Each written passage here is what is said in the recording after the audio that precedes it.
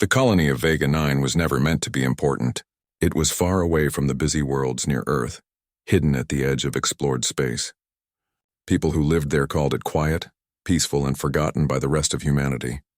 It was a mining colony, full of ordinary workers who spent their days digging for minerals, fixing machines, and dreaming about going home one day.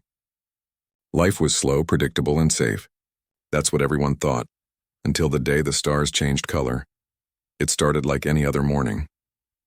The sky above Vega 9 was pale blue, and the mining fields stretched as far as the eye could see. Children walked to their learning domes, traders prepared their small hover trucks, and workers suited up for another long shift underground. People complained about dust, low pay, and the broken food processors, but they still smiled. The colony might have been far from Earth, but it was home. Then the first shadow appeared. At first, people thought it was a storm coming from the northern ridge. The sky darkened suddenly and the hum of power lines flickered. When someone looked up, they didn't see clouds. They saw ships, dozens of them, long black shapes cutting through the sky, glowing with red lights that no one recognized. The colony's sensors started to scream alarms no one had heard before. Within minutes, the peaceful morning turned into chaos. No one knew who the visitors were. They didn't respond to messages, didn't identify themselves, and didn't stop. Within hours, explosions echoed across the surface. The power grid collapsed. Communication satellites were jammed. Every signal to Earth went silent. The people of Vega 9 had no army, no warships, not even defense systems strong enough to handle small attacks. They had mining tools and work drones, nothing more. Panic spread fast. Families ran for shelters, trying to reach underground bunkers built during old training exercises. Some thought help would come within hours. Others whispered that Earth didn't care about them anymore. By nightfall, the colony's main city was burning. Through the smoke and noise, one man stood near the old command tower. He wasn't young anymore, but his posture was steady. He had once served in Earth's defense fleet years ago, before retirement sent him here to manage security for the miners. When the invasion began, people naturally turned to him for guidance. He didn't shout or panic. He simply said, "Find cover. Stay together. We will hold this place." He wasn't sure how, but he couldn't show doubt.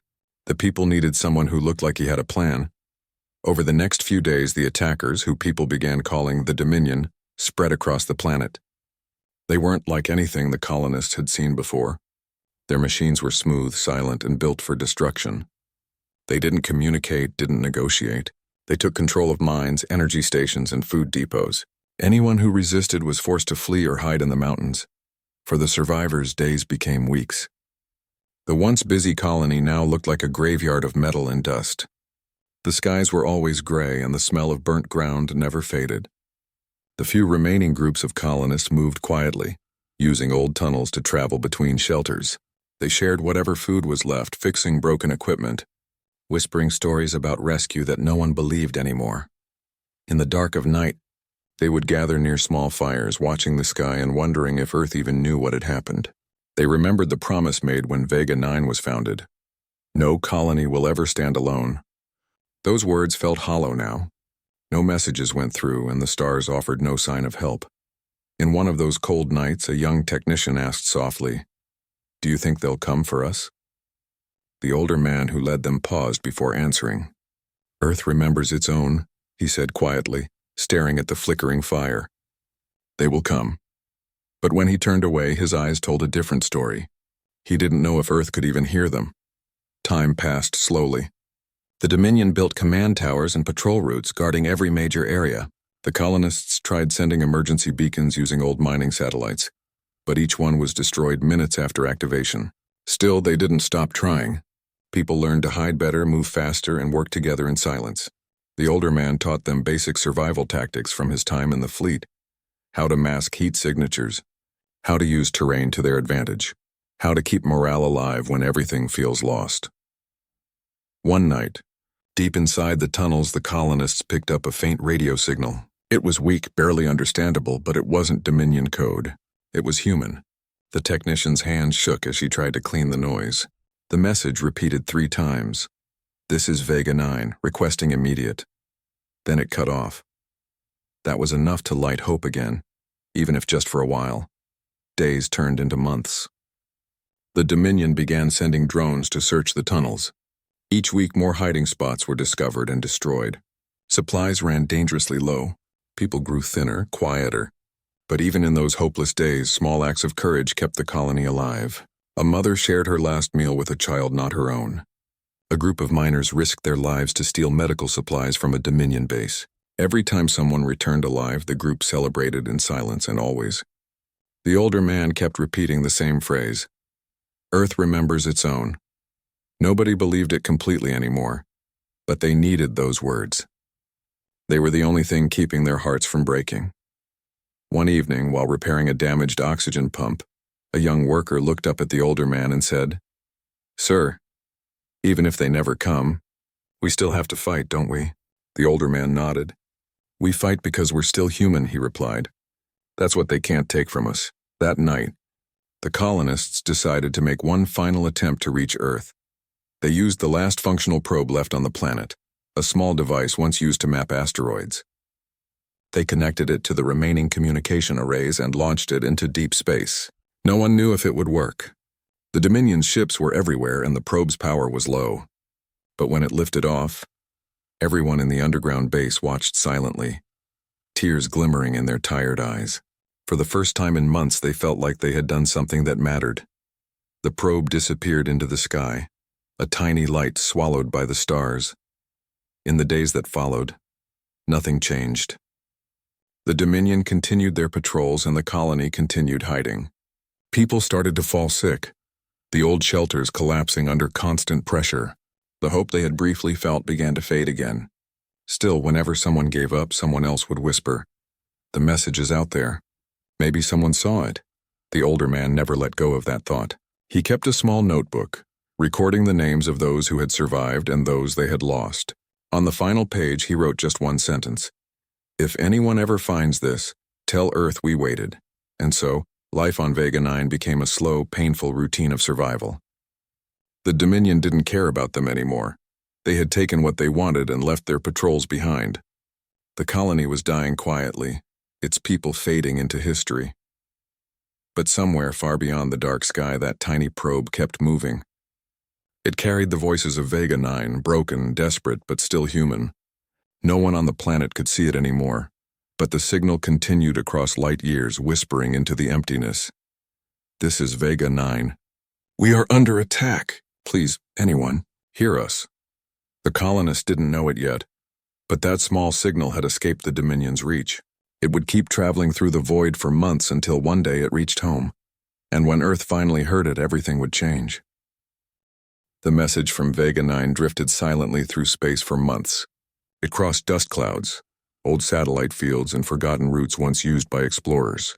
Most of its energy was gone, and parts of the message were almost unreadable. Still, it kept sending its call into the dark. Back on Earth, life went on as usual. People were busy building cities that touched the clouds and ships that could reach new stars. Few even remembered Vega 9. It was just one small mining colony among hundreds. Reports had stopped coming from there a long time ago, but no one had looked deeper. Everyone assumed the miners had shut down operations or moved to another system. Then one ordinary afternoon, in a quiet section of Earth Command's Deep Space Monitoring Center, a young analyst noticed something strange. She was reviewing long-range signals. Most were static or meaningless echoes, but one caught her attention. It was faint, broken, but had a human pattern in it. She almost skipped it, thinking it was a machine error. Then she replayed it again, cleaned the noise, and froze. Through the static, she could make out a few words. "This is Vega 9. Under attack. Please, anyone, hear us." Her heart pounded. She checked the date code. The message wasn't recent, it was months old, maybe even a year. But it was real. It wasn't a ghost signal or interference. Someone out there had sent it. She immediately called her supervisor, and soon the small control room was filled with senior officers and technicians. They worked for hours, cleaning up the rest of the message, trying to trace its direction. Slowly, the full truth became clear. Vega 9 hadn't gone silent because of technical issues. It had been attacked. And no one had noticed. The discovery spread fast through the Earth Fleet's command centers. News reached the capital, and soon the highest levels of government were in emergency meetings. The footage of the decoded message was shown privately to leaders, and for a long moment, no one spoke. The Prime Minister finally broke the silence. "They called for us," she said quietly, "and we didn't answer." There was guilt in her voice, and around the room others lowered their eyes. No one had expected a situation like this. Humanity had spent the last century at peace, exploring and trading. The fleets that once defended Earth had been downsized, their ships placed in orbital museums or turned into cargo carriers.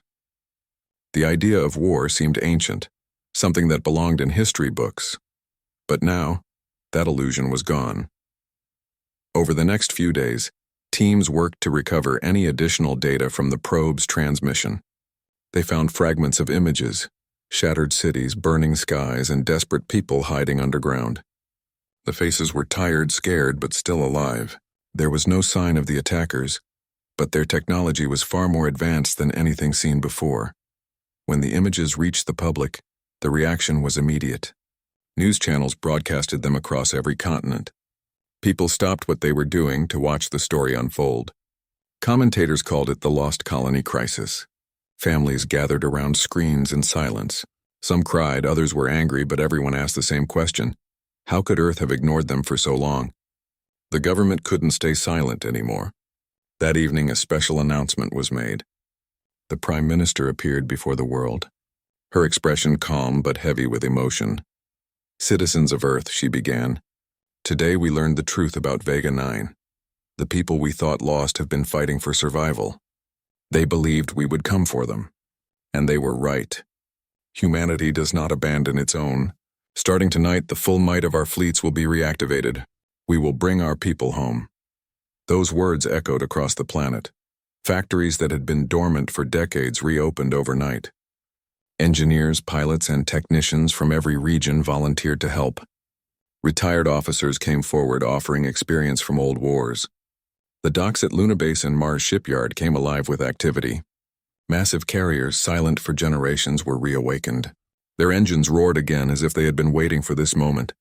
Inside the fleet headquarters, planners worked day and night. The goal was clear: find Vega 9, rescue the survivors, and make sure nothing like this ever happened again. But it wasn't just about vengeance. It was about responsibility. Humanity had spread across the stars, but in chasing progress, it had forgotten what unity truly meant. Vega 9's message reminded everyone. While the fleets were being prepared, scientists continued analyzing the Dominion technology seen in the transmission. Their structures, energy signatures, and weapon trails were unlike anything human science could explain. Whoever attacked Vega 9 had the power to destroy entire settlements easily. That realization didn't scare Earth, it united it. In cities all over the planet, recruitment lines stretched around buildings. Posters read, "For Vega 9, for humanity." Musicians wrote songs about the lost colony. People sent messages of support to the fleet. For the first time in 100 years, Earth was not divided by borders or politics. It was one voice, one purpose. Back in the command center, the analyst who had found the signal stood quietly, watching the first fleet formations appear on her monitor. Her eyes glistened as she whispered to herself, "They'll finally know they weren't forgotten." Weeks turned into months as preparations reached full speed. Thousands of ships were built or restored. Some came from old shipyards buried beneath oceans, others from asteroid stations left unused for decades. The engineers called them sleeping giants. Now those giants were waking up. Each ship received new armor, modern weapons, and updated navigation systems. The fleet became a mix of history and progress, symbols of everything humanity had achieved and everything it still stood for. The moment came when the first massive carrier rolled out from the Luna shipyard. Its hull glowed under the sunlight, carrying the emblem of Earth on its side, a blue and silver circle surrounded by stars. As it rose into orbit, every screen on the planet broadcasted the image live. People cheered. Some cried. Others simply stood still, realizing they were witnessing history. The Prime Minister gave another short statement that day. "The galaxy will know this. We take care of our own. Vega 9, we are coming." Inside the fleet's main command vessel, officers reviewed old records of the colony. They studied maps, communication logs, and any data they could find. The old veteran who once served on Vega 9 was mentioned in reports. No one knew if he was still alive, but his last message, "Earth remembers its own," became the fleet's new motto. It was painted on the walls of hangars, printed on uniforms, and repeated in every training broadcast. The people of Earth had found their purpose again. Finally, after months of preparation, the Solar Armada, Earth's largest fleet in centuries, was ready.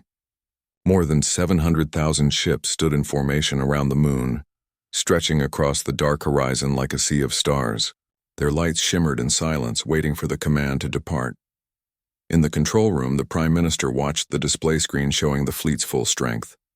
She looked at the officers and said softly, "Let them know we heard their call." With that, a single order was given. Engines ignited, thrusters flared, and space itself seemed to tremble as wave after wave of ships began their journey. The fleet left orbit, each vessel following the same trajectory, the path toward Vega 9. Across Earth, billions watched the live feed. Some whispered prayers, others saluted. For the first time in living memory, the world was united not by fear but by compassion. As the Armada disappeared into the vast black of space, the analyst who had found the signal closed her eyes for a moment. She imagined the faces of the colonists, the tired eyes, the frightened children, the people who had refused to give up. She smiled faintly and whispered, "Hold on. They're coming." Far away, Vega 9 remained silent under the cold starlight. The Dominion patrols continued their routines, unaware that something massive had begun to move across the galaxy. The survivors still hid in tunnels, tired and weak, repeating the same phrase their leader had taught them: "Earth remembers its own." They had no idea that this time, those words were finally true. The Solar Armada moved silently through the deep dark of space.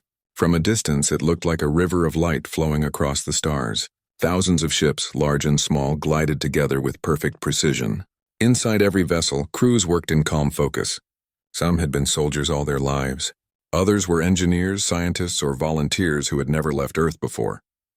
But all of them carried the same feeling in their hearts. They were going to bring their people home. For months, the fleet traveled through unknown space, crossing regions where no human ship had gone before.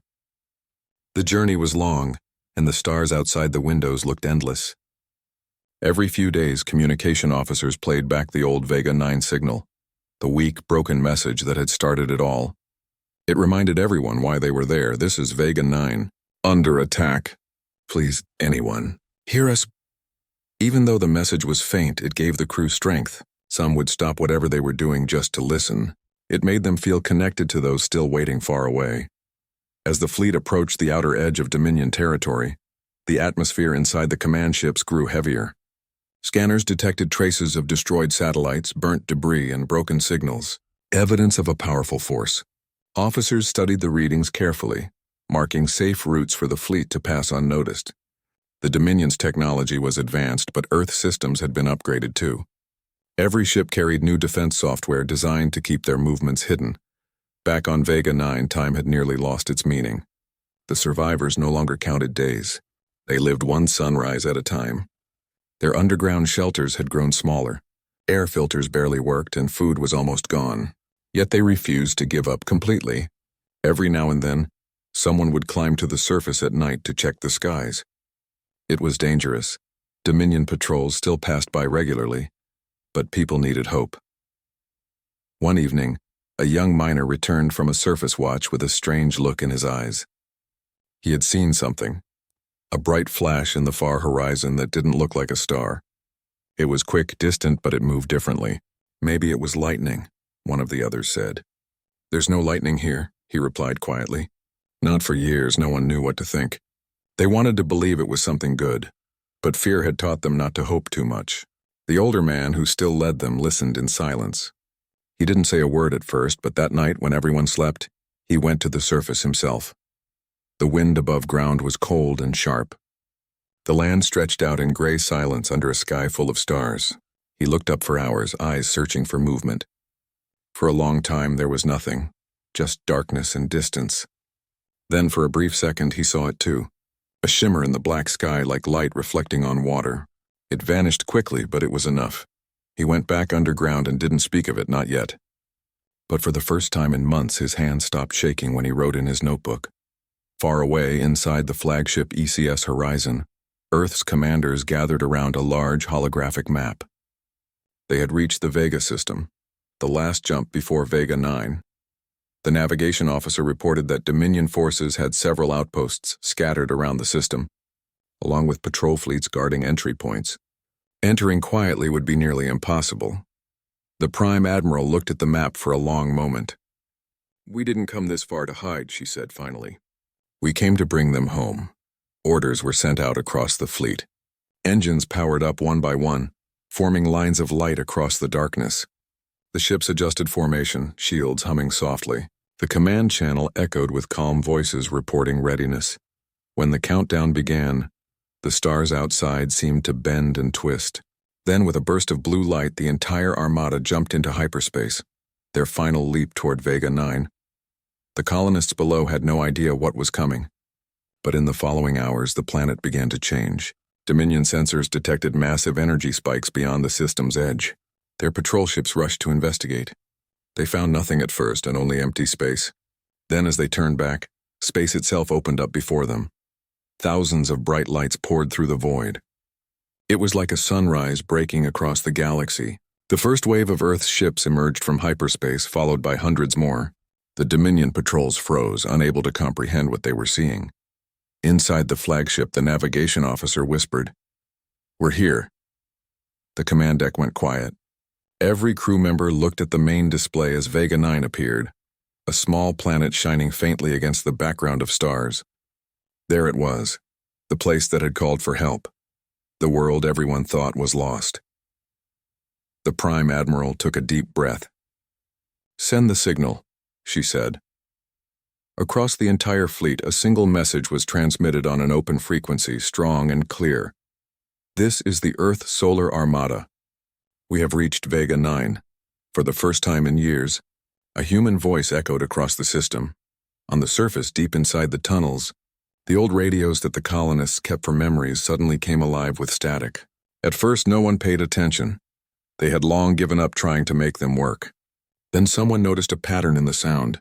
He adjusted the dial carefully, and the static cleared just enough for a few words to come through. "This is Earth Solar Armada." The rest was buried in noise, but those few words were enough. People froze. Then they ran to call others. Within minutes, every person in the underground shelter had gathered around the small radio. The sound came again, clearer this time. "We have reached Vega 9. For a moment, no one moved. They just stood there, unable to breathe. Then someone whispered, "They came," and another voice broke into tears. The whole shelter filled with quiet sobs and laughter. The older man stood in the corner, eyes closed, his lips trembling. "I told you," he whispered. "Earth remembers its own." Above them, the sky was now filled with streaks of light as the fleet began its approach. Dominion stations across the planet's orbit activated their defenses, but they were overwhelmed by the sheer number of incoming vessels. Yet the battle wasn't the focus. The focus was the feeling, the moment every colonist realized they were not alone anymore. From orbit, the fleet sent down relief drones carrying supplies, food, and medical equipment. They were careful, avoiding the areas still controlled by Dominion units. In the shelters, people watched as small lights descended through the clouds, like stars falling from heaven. The older man picked up one of the drones after it landed near the entrance of their tunnel. He ran his fingers over the metal, reading the engraved words, "Property of Earth Fleet." His hands shook as he smiled. On the command ship, officers monitored the situation closely. They could see the colony's ruins, the damaged cities, the burned fields. But they also saw signs of life. Heat signatures scattered across the mountains and tunnels. People had survived. When the report reached the Prime Admiral, she stood silently for a long moment. Then she said softly, "Let's bring them home." Teams began planning rescue operations. Communication lines were re-established. One by one, survivors were located and guided toward safe zones. The voices of Earth officers filled the airwaves, calm, reassuring, and full of warmth. "This is Earth Command. We are here. Stay where you are. We'll get you out." Every survivor who heard that message cried. Some couldn't even respond, their radios were too weak. But they listened again and again just to make sure it was real. As dawn broke over Vega 9, the sky glowed with hundreds of bright dots. The ships of the Solar Armada circled the planet like a shield. For the first time in a long time, the people below felt safe. The older man stood outside the shelter, watching the light spread across the horizon. He could hear distant sounds, engines, drones, the faint hum of communication relays. He smiled softly and said to the younger ones beside him, "Do you see that? That's home coming to us." In the control room of the flagship, the analyst who had first found the Vega 9 signal watched the live feed of the rescue operations. She remembered the broken voice from that old message and how weak it had sounded. Now she listened to the clear, steady voices of both sides talking freely. It felt like closing a circle. She looked out the window at the stars and whispered, "They waited and we came." Vega 9 had finally been found, and not as a broken colony, but as a symbol of humanity's promise. And though much work still lay ahead, one truth now echoed through the fleet and across every corner of space. Earth remembers its own. The sun rose slowly over Vega 9, shining through clouds of dust and smoke that had hung in the sky for years. For the first time, those clouds began to break apart. From above, hundreds of Earthships moved in formation, their lights bright and steady. It looked like a new dawn, one that carried hope instead of fear. On the ground, survivors came out of their shelters cautiously. For months they had lived in darkness, but now they stepped into the open, blinking at the light. Some were weak, leaning on each other for support. Others were barefoot, covered in dust and old scars. Yet when they looked up and saw the ships above, every tired face lit with wonder. They couldn't believe it was real. For so long they had dreamed of this moment, and now it had finally come. The sky, once filled with enemy craft, was now filled with the familiar insignia of Earth. Small drones from the fleet flew low, dropping food packets and medical kits. People gathered around them, laughing, crying, hugging each other. Some whispered prayers of thanks. Others stood in silence, unable to speak at all. The emotion was too much. The older man, who had led them through the worst days, watched from a nearby ridge. His eyes followed the ships as they moved across the sky. He remembered the day the first attack came, the hopeless nights and the long months of waiting. Now it felt like those memories were being washed away by the light. He looked at the younger survivors beside him and said quietly, "We held on long enough for them to find us. That's all that matters." In orbit, the Solar Armada was fully operational around Vega 9. Rescue ships entered the atmosphere carefully, landing in the safe zones already cleared by drones. Medical teams stepped out, wearing white suits marked with Earth's symbol. They carried scanners, food supplies, and small devices that purified air and water. Everywhere they went, people ran to greet them. Some fell to their knees out of relief. Others reached out just to touch the insignia on their suits, proof that they were real. The rescuers spoke gently. "You're safe now. We're here to take you home." For many, those words were enough to bring tears. In the next few days, temporary camps were built across the surface. Tents were raised, generators installed, and food stations set up. Doctors worked without rest, treating injuries and sickness that had gone untreated for years. Engineers repaired broken communication lines so that survivors could finally speak directly to Earth Command. When the first clear video transmission was sent from Vega 9 to Earth, billions watched. On the screen, tired but smiling faces appeared. People who had been written off as lost were alive. Families who thought their loved ones were gone wept openly in front of their screens. The entire planet seemed to stop for that moment. A reporter covering the event said softly, "They waited." And Earth came. Inside the fleet's flagship, the Prime Admiral received constant updates. Every hour brought new lists: survivors found, shelters reopened, children rescued. She watched each report in silence, sometimes smiling, sometimes wiping a tear away when she thought no one was looking. In one quiet moment, she asked her officers, "How many still unaccounted for?" "Too many," one of them replied. "But we'll find them. Every one of them." And they meant it. Meanwhile, the survivors began to rebuild their routines. They helped the fleet crews unload supplies, clear debris, and mark safe routes. The once destroyed mining town slowly came back to life. Fires were replaced by lights, broken walls by temporary shelters. The sound of laughter returned to a place that had only known silence. At night, when people gathered near campfires, they shared stories of how they survived, of the hope that had kept them alive. The older man often sat with them, quietly listening. Whenever someone asked what kept him going, he always gave the same answer: a promise. He never mentioned his own pain, the friends he had lost, the endless nights without sleep. He only looked at the stars, whispering to himself, "You kept your word, Earth, you really did." Far above, the fleet continued to guard the skies. Smaller ships patrolled the area, making sure no Dominion forces returned. Scientists studied the strange technology left behind, the remains of machines and devices scattered across the surface. They didn't touch them recklessly. Every move was cautious, careful. The focus was on safety, not revenge. Within a few weeks, more than half of the surviving population had been transported to orbiting hospital ships. Their doctors gave them new clothes, warm food, and clean beds. Some hadn't slept properly in years. Many cried the first time they saw themselves in a mirror. The sight of their reflection reminded them how much they had endured. On Earth, the story of Vega 9 became the most talked about event in history. Every news channel ran continuous updates. Donations poured in from every country. People sent messages of love and support. Children wrote letters addressed to the brave people of Vega 9. Musicians composed songs about their return. It wasn't just about saving a lost colony anymore. It had become a symbol of what humanity stood for. One day, a group of survivors gathered near a communication terminal.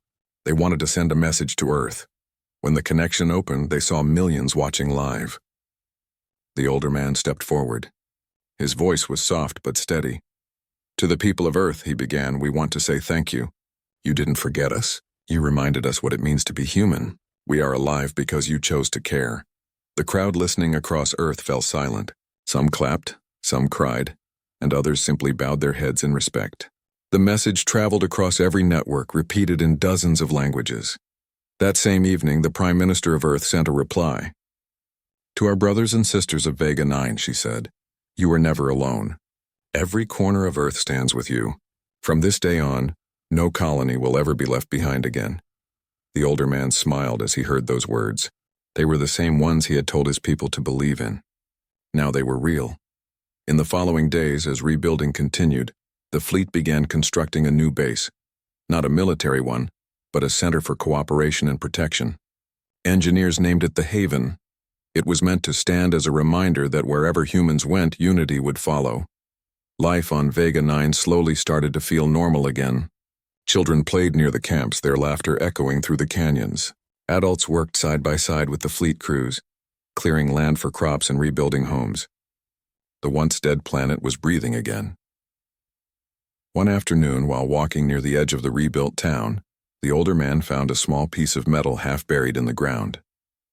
It was from the old probe, the same one they had launched months ago in desperation. He held it carefully, brushing off the dust, and smiled. That tiny piece of metal had carried their voices across the stars. It had changed everything.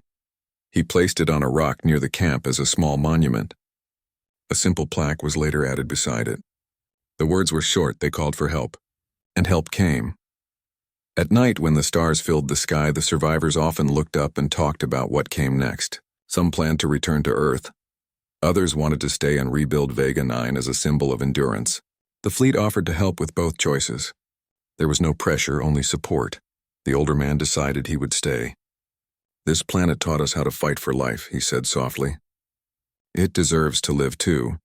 As days turned into weeks, Earth ships began to withdraw one by one, leaving behind supply stations, power grids, and communication relays. The system was peaceful again. The Dominion presence had vanished completely. Before the final departure, the Prime Admiral visited the surface. She met the survivors, walked through the camps, and thanked them for their courage. When she shook the older man's hand, she said, "You kept hope alive when we forgot what it meant. The universe will remember that." He nodded, smiling faintly. "Hope is stronger than fear," he replied. When the last ship lifted off, the people of Vega 9 stood together, watching the bright lights rise into the sky. They didn't feel abandoned this time. They felt proud. Proud to be human. Proud to be part of something bigger than themselves. As the fleet vanished into the horizon, the older man whispered to himself, "We waited, and they came. Now it's our turn to live again." And above the quiet world of Vega 9, the stars shone brighter than ever before. Not as distant lights, but as reminders that even across endless space, humanity would always find its way back home. Weeks passed since the rescue on Vega 9, and the universe began to take notice. For years, people in distant colonies had whispered that Earth had grown weak, that the old home world no longer had the strength to protect anyone beyond its borders. But the sight of the solar armada moving across space changed everything. It was not just a fleet, it was a statement that Earth was alive, united, and watching once again. In trading stations and border worlds, merchants and travelers talked about it in awe.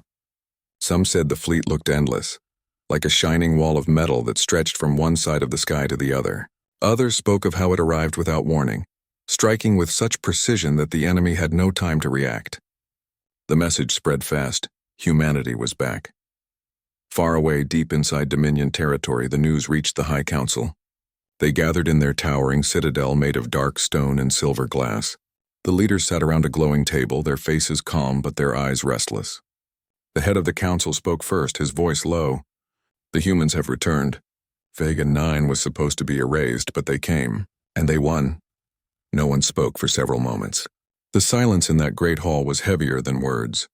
Finally, one of them said, "We underestimated them again." Another added, "They were supposed to break apart after their wars. How did they build such a fleet in secret?" But no one had the answer. Outside the council chamber, soldiers and officers exchanged rumors. Some were nervous. Others were angry. The Dominion had ruled for centuries, believing no one could stand against them. Now a single human fleet had destroyed one of their invasion wings in hours. It was something no one had ever seen before. Back on Vega 9, life was slowly finding rhythm again. The camps had turned into towns with clean streets and new homes built from local stone. Fresh water ran through the pipes and crops began to grow in the red soil. Every morning, people gathered in small groups to work together, sharing food and laughter. In one of those towns, the older man sat near a small fire, watching children play with toys made from broken ship parts. The sight filled him with peace. For the first time in many years, he allowed himself to rest. The world was healing, and so was he. But even in peace, he could sense something stirring beyond the stars. The fleet had saved them, yes, but the universe was still watching. The Dominion would not stay silent for long. Meanwhile, on the flagship Aurora's Dawn, the Prime Admiral stood at the viewing deck, looking out into the vast darkness. She had seen victory, but also loss. Many of her soldiers were still out there, searching for more survivors across forgotten colonies. Some ships hadn't returned. The mission was far from over. A communication officer approached her quietly. "Admiral, transmissions from the outer sectors. Dominion fleets are regrouping. They're moving faster than before." The Admiral nodded slowly. "They've realized we're not hiding anymore." She turned to the stars, her expression calm but firm. "Then let them see what happens when they face those who fight for life, not conquest." Over the next few weeks, the Armada spread out, not for war, but for presence. They reached other colonies, places long cut off from communication, and offered help. Everywhere they went, the reaction was the same: disbelief, tears, and gratitude. Humans who had thought they were forgotten suddenly saw their sky filled with ships from home. On one desert world, a young boy ran to the top of a hill and shouted, "They came! They really came!" His voice echoed through the canyon, followed by the sound of engines as rescue ships descended. The stories began to stack like chapters in a new history. People called it the return of Earth. Soon, messages started arriving from independent colonies, requests for aid, alliances, and protection. For the first time in generations, humanity across the stars was beginning to unite under one banner again. It wasn't forced. It was natural, born out of gratitude and shared pain. Yet, even as hope spread, the Dominion prepared its answer. Their war factories came alive, forges glowing bright as they built new ships. They wanted to send a warning that Earth's victory at Vega 9 was only temporary. But something had changed in the galaxy. Fear no longer worked the way it used to. A small transport carrying refugees from a distant mining station reached Vega 9 one night. The survivors told the townsfolk that Dominion scouts had been seen near the border systems. Panic could have spread, but it didn't. People no longer looked to hide. They looked to the sky, waiting for Earth's fleet. They knew help would come. In one of the command rooms, the older man sat beside a young officer from the fleet. They studied a holographic map showing the nearby systems. "Do you think they'll attack again?" the officer asked. They might, the older man replied quietly. But they don't understand something. What's that? That humans don't fight because we enjoy war. We fight because we remember what it's like to lose everything. The young officer nodded, thoughtful. That's what makes us different. That night, as the stars glowed above Vega 9, the Dominion launched its first reconnaissance attack. A small squadron appeared near the planet's orbit, testing the defenses. But the moment they did, Earth's patrol ships reacted. Within minutes, beams of blue light lit up the sky, and the Dominion ships fled before they could even make a move. The people on the surface watched the spectacle silently. Some cheered. Others simply held each other, realizing how much had changed. Just months ago, they had been alone and afraid. Now they were protected by something far greater than fear. News of the failed Dominion probe spread quickly. Across the network, messages poured in from other colonies. Earth is holding the line. In the following days, the fleet didn't just defend, they reached out. Ambassadors were sent to neutral worlds offering peace and cooperation. The Admiral's plan was clear: unity through strength, not dominance. In a recorded message broadcast across the known systems, her words echoed calmly. We do not seek conquest. We seek connection. Humanity is stronger when it stands together. The stars belong to no one. They belong to everyone willing to protect life within them. Those words traveled far. Even some within the Dominion began to question their leaders. For the first time, they heard a voice that spoke of hope instead of control. Back on Vega 9, the older man gathered the community for a small ceremony. They planted a flag, not a military one, but a white one with Earth's blue circle in the center. Around it, children placed small stones, each stone carved with a single word: peace. As they stood together under the open sky, he said, "We are no longer the forgotten. We are the proof that even in darkness someone will come, and when they do, they bring the light with them." The ceremony was simple but powerful. Later that night, the footage of it spread across every colony. People who had lost hope for years watched it and felt something stir inside their hearts. In the Dominion capital, those same images played on forbidden channels.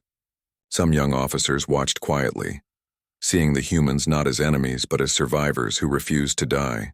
The story of Vega 9 had begun to cross borders no warship could ever reach: the human heart. As time moved on, the Solar Armada continued its mission, creating safe corridors through space and restoring broken communication networks. The Dominion still had more ships, more weapons, more planets, but Earth had something far greater: unity. In the end, it wasn't about victory in battle.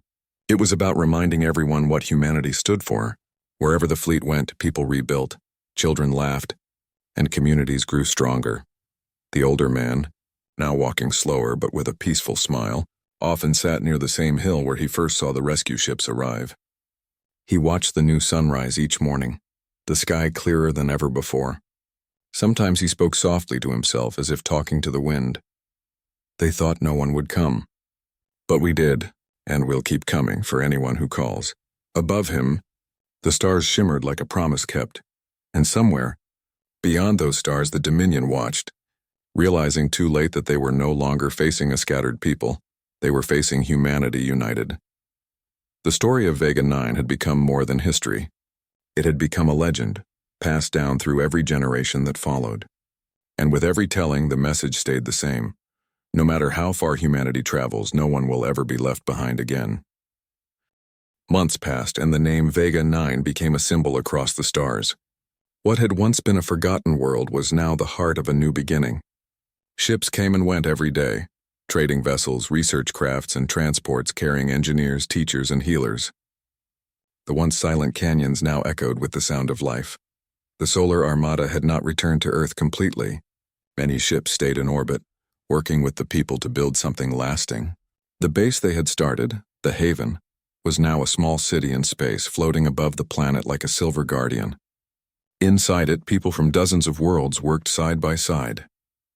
On one quiet morning, the older man stood on a balcony overlooking the rebuilt settlement. The air was cleaner, the fields were green, and the sky glowed with light. He could see children walking to school, laughing freely. The sight made his heart warm. For the first time in his life, he felt that peace wasn't just a dream. A transport ship passed overhead, leaving a bright trail behind it. He smiled faintly and whispered, "This is what they fought for. This is what we waited for." Down in the streets, the new generation worked with energy and purpose. Some repaired machines. Others taught younger ones about the history of Earth and the meaning of the blue circle on their flag. Every story began the same way. They thought no one would come, but Earth came. Across the galaxy, other colonies began to rebuild too. The fleets carried supplies, doctors, and builders to faraway worlds. Wherever they arrived, people welcomed them with open arms.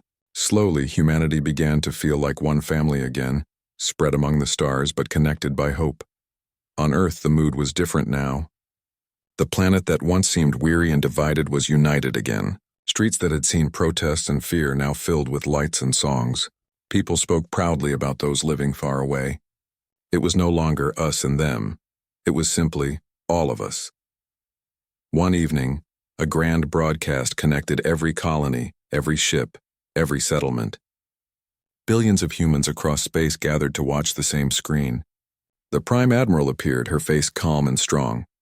"People of Earth," she said, "and to all who call the stars their home, today we stand together not as conquerors, but as survivors.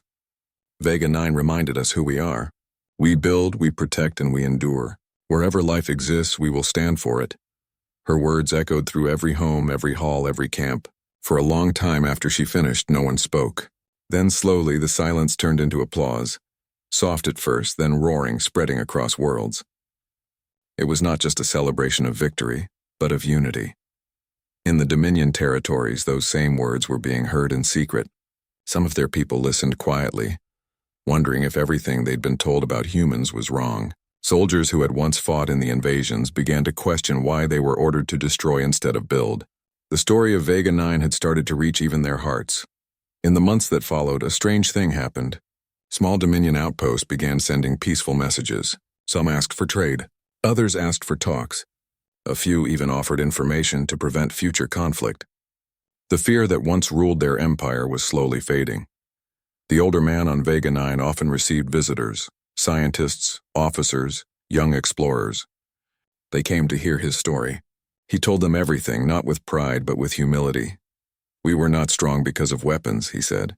"We were strong because we refused to stop believing that someone would come. Remember that when your turn comes to help someone else." People listened carefully, recording his words so they could be shared with the next generation. His story had become part of school lessons, museum walls, and songs sung in markets. One day, he walked to the monument near the edge of town, the small piece of metal from the old probe. The same one that had carried their message across the stars. Flowers surrounded it now, placed there by children who had never known the fear of those earlier years. He touched the cold surface gently. "You did your job well, little one," he murmured with a smile. Behind him, the sky shimmered as the evening lights came on. The hum of ships filled the air again. Vega 9 was no longer a place of loss, it was a place of beginnings. At night, when the stars were bright, he often sat outside with a small group of children. They loved to hear stories about the time before the fleet came. He always ended them the same way. "The lesson, my friends, is simple. Even in the darkest night, someone out there is listening. Never stop believing that." The children would look up at the sky afterward, imagining fleets of shining ships sailing through the darkness, always ready to answer a call for help. Meanwhile, far from Vega 9 in the Dominion capital, something remarkable took place. The council, once proud and silent, began internal debates about peace. The oldest among them finally spoke, saying, "Perhaps strength is not about control. Perhaps it is about care." For the first time in their history, the Dominion opened a communication line to Earth. The message was simple. "We request a meeting, not as enemies, but as those who wish to understand." When the message reached Earth Command, it caused both surprise and hope. The Admiral listened quietly, then nodded. "Prepare the meeting," she said. "It's time." The event that followed became the first peace conference in centuries between the two powers. It was held aboard the Haven above Vega 9. Representatives from every human colony attended, along with Dominion envoys. The atmosphere was cautious but calm. No one raised their voice. No one demanded surrender. Instead, they spoke about rebuilding worlds, sharing technology, and preventing more suffering. The older man was invited as a guest of honor. He sat quietly at the end of the long table, watching leaders from two once opposing sides talk about peace. At one point, a Dominion envoy turned to him and said, "You were the one who sent that signal, weren't you?" He nodded. "Yes, it was just a small message. We never thought it would travel so far." The envoy smiled faintly. Sometimes small messages change everything. For a moment, everyone in the room fell silent, reflecting on those words. It was true. A signal of hope had done what no weapon ever could. It had brought enemies to the same table. By the time the conference ended, a new agreement had been signed. It wasn't perfect, but it was a start. Both sides promised to protect neutral worlds, to rebuild together, and to create a network that would ensure no colony would ever be forgotten again. When the announcement was made, cheers erupted across planets and space stations. Lights flickered in celebration. Music filled the airwaves. People danced in the streets of Vega 9, laughing and crying at the same time. The older man stood quietly near the monument as fireworks lit up the sky. Someone asked him, "Do you believe it will last?" He smiled softly. "Hope always lasts. Even when people forget it, it waits for them to remember." As the crowd celebrated, the Admiral's ship began its slow journey back toward Earth. From her window, she looked down at Vega 9, glowing like a jewel below. "We came for them," she whispered, "but they reminded us who we are." Back on the planet, the older man walked toward the fields. The air smelled of fresh rain, and the horizon was golden with dawn. He could hear laughter in the distance, the sound of a world alive again. He paused for a moment, looking up at the sky one last time. The stars seemed closer than ever, bright and endless. "They thought no one would come," he said quietly, "but we came. And now we will keep coming for anyone who needs us." He smiled, closed his eyes for a moment, and breathed deeply. Peace at last felt real. As the first light of morning touched the planet, a new signal was sent from the haven. It wasn't a distress call this time. It was a message of friendship, sent across every known system. The words were simple but powerful. "To all who can hear this, wherever you are, whoever you are not alone." Humanity listens. Humanity cares. The message traveled through the darkness, bouncing from one relay to another, reaching unknown worlds, and sparking hope in hearts that had long given up. And somewhere, beyond the farthest star, someone heard it and whispered back, "We hear you." The circle had closed. The story had come full. From a lonely colony forgotten in silence to a galaxy united by compassion, it all began with one belief: that no cry for help should ever go unanswered. The universe was vast, cold and endless, but now it felt just a little warmer, and that warmth had a name: Earth.